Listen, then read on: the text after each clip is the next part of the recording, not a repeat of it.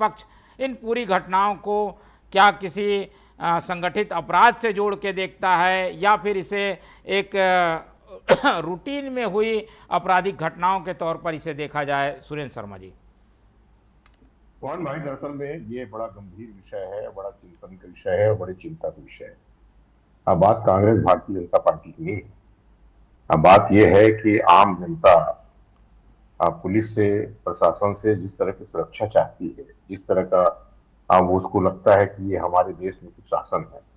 आप एक बात समझिए, भारतीय जनता पार्टी की सरकार जब से बनी है वो आरंभ होता है कि बलौदाबाजार में कलेक्टर ऑफिस पे आग लग जाना और कलेक्टर का एसपी का भाग जाना।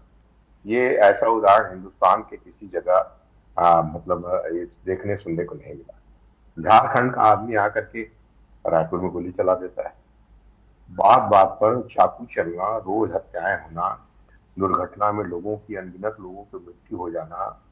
अगर ये सुशासन है तो कुशासन किसको कहते हैं?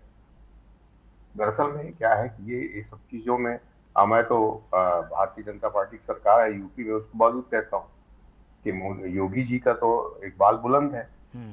वहां तो ये कहा जाता है कि अपराधी थर थर कांपते हैं। यहाँ स्थिति बिल्कुल उल्टा है। यहाँ पुलिस को देख के सीधे आदमी थर थर कांपते हैं, पहले लोग थर थर कांपते हैं, जो आदमी थाना में रिपोर्ट लिखवाने जाते हैं वो थर थर कांपते हैं। अपराधी उनके गले में हाथ डाल करके गलबहियां करते हैं, उनके साथ खेलते हैं, उनके साथ घूमते हैं। आप ये बताइए, पद्मश्री को दिन दहाड़े अपहरण करने की हिम्मत हो जाना, दिन दहाड़े गोली चल जाना, दिन दहाड़े इस तरह के मर्डर हो जाना, और किसके हाथ में चाकू है, किसके जेब में चाकू है, कौन सूखा नशा किए वो घूम रहा है, कौन नशे में घूम रहा है। बहुत सारे लोग इकट्ठा होकर के कहीं पर भी दंगा फसाद कर देते हैं।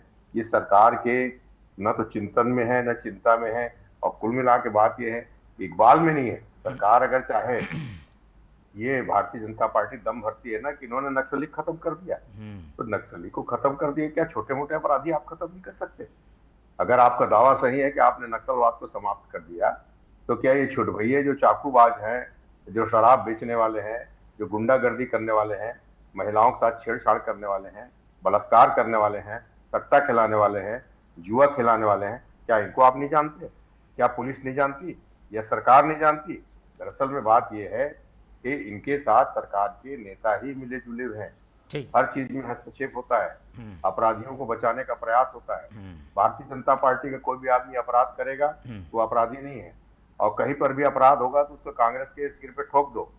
मैं दरअसल में आप एक बात समझ लीजिए, मैं कभी सिर्फ कांग्रेसी की हैसियत से बात नहीं करता, मैं छत्तीसगढ़ एक नागरिक की हैसियत से बात करता हूँ, और वही बात करता हूँ जो सच है। तो आज भारतीय जनता पार्टी को इसमें शर्म आनी चाहिए। ये कहते हैं कि कांग्रेस के राज में ऐसा हुआ, अरे 2.5 साल तुम्हारा राज हो गया, कांग्रेस के राज को कितने दिन तक याद करोगे? तुम्हारी भी कोई जिम्मेदारी बनती है कि नहीं? तुम्हारे में कोई हिम्मत है कि नहीं? तुमको शासन प्रशासन चलाने की शऊर है कि नहीं? इस बात को कब समझोगे? अपनी जिम्मेदारी को कब समझोगे? कब तक लोग इसी तरह निरपराध लोग मारे जाते रहेंगे? ये बात बिल्कुल किसी तरह से स्वीकार्य नहीं है। बहुत चिंता का विषय है, बहुत निंदनीय।